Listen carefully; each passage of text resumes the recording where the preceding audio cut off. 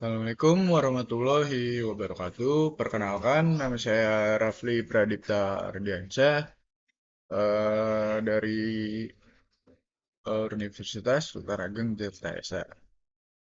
Jadi di sini kita bakal ngobrol santai dengan materi pengantar teknologi internet.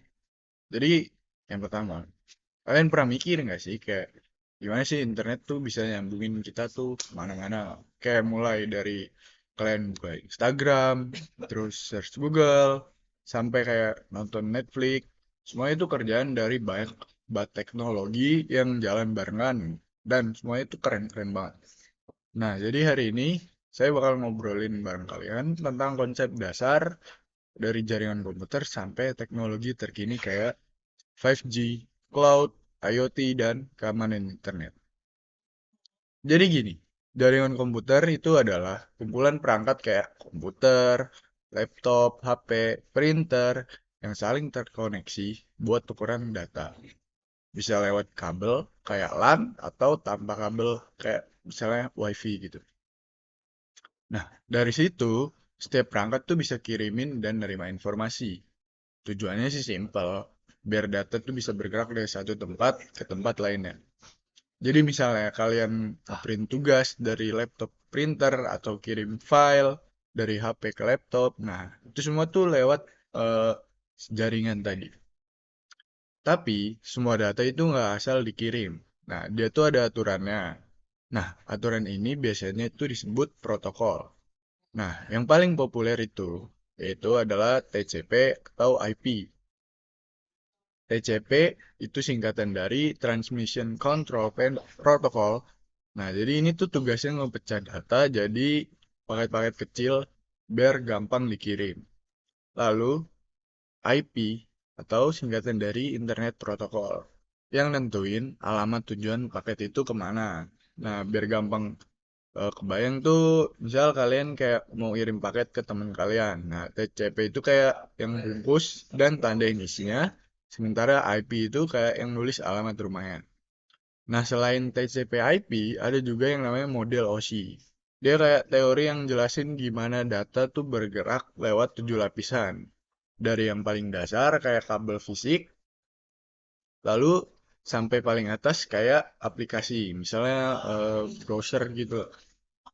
Walaupun OSI ini teoritis, tapi penting banget buat gimana ngerti jaringan tuh bekerja. Nah, lalu kalian pasti lebih hafal kan tentang Instagram.com dibanding kayak alamat dari sebuah web yang contohnya berapa ya?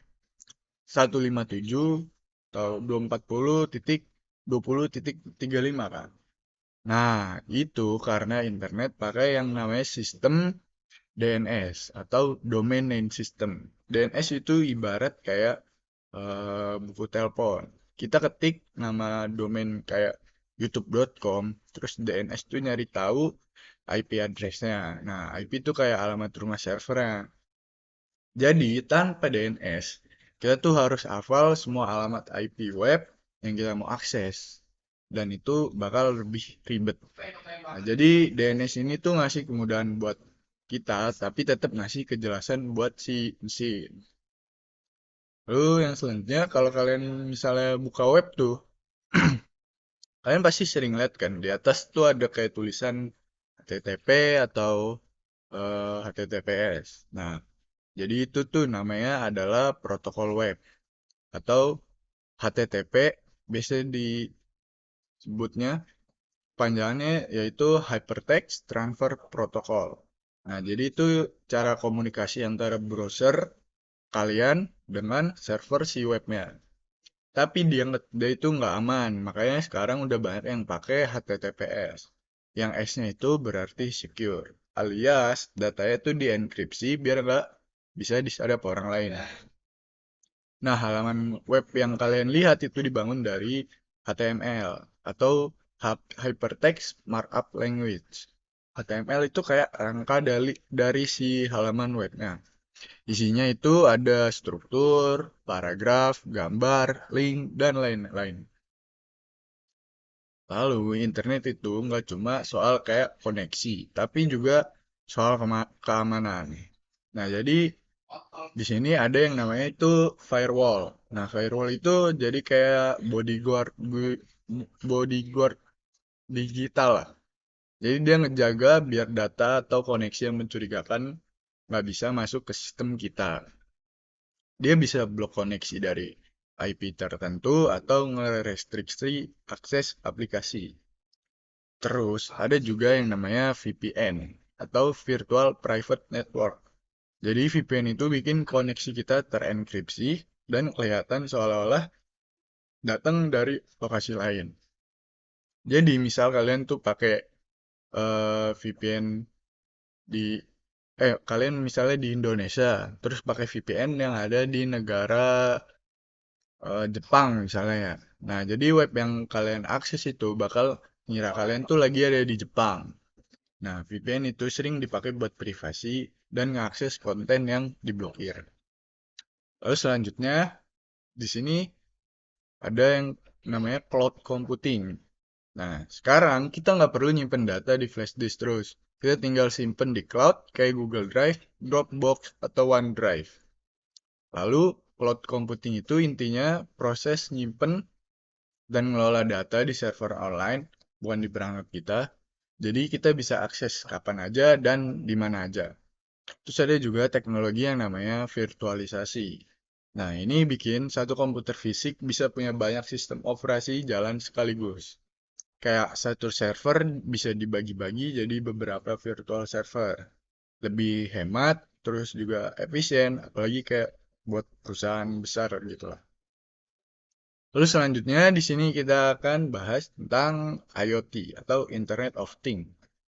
IoT itu tren yang bikin benda-benda di sekitar kita bisa terkoneksi ke internet. Bayangin kulkas yang bisa ngasih tahu kalau stok telur kalian tuh udah habis atau stok barang makanan ini tuh udah habis atau enggak AC yang nyala otomatis pas kalian tuh dekat udah rumah. Jadi misalnya kalian lagi keluar terus kalian mau pulang dan kalian udah dekat rumah tuh si benda itu tuh bisa mendeteksi itu dan nyala otomatis gitu. Lalu semua itu kerja dari yang namanya sensor, koneksi internet, dan sistem kontrol yang sering terhubung. Di rumah, kantor, pabrik, bahkan pertanian, IoT itu makin banyak dipakai buat efisiensi dan otomatisasi. Sekarang, kita bakal bahas tentang 5G.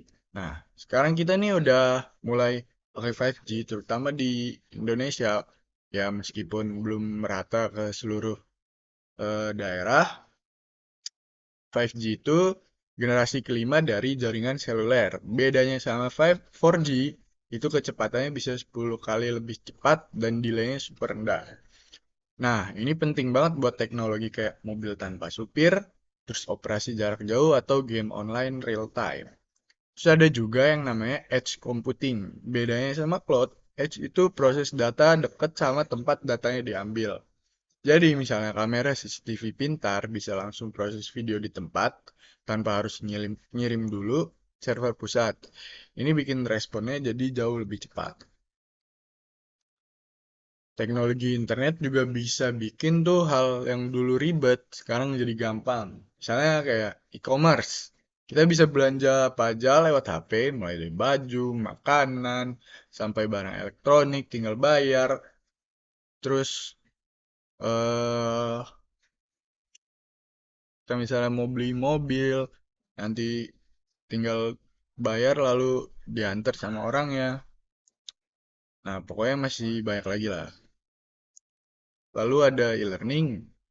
Nah, pas pandemi kita semua tuh pasti ngerasain kan kayak belajar dari Zoom, terus Google Meet, dan lain-lain. Kalian bisa mengakses dari mana aja kan. Karena emang terkendala oleh kondisi. Nah, itu semua jalan karena teknologi internet. Jadi, internet yang setiap hari kita pakai itu ternyata nggak sederhana yang kita kira.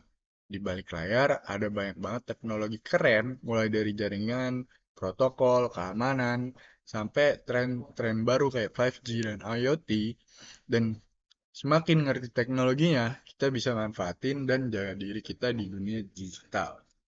Nah, sekian dulu obrolan kita kali ini. Kalau misalnya kalian ada topik yang pengen dibahas, eh, bisa langsung hubungi saya, dan nanti kita bisa ngobrol-ngobrol lebih lanjut.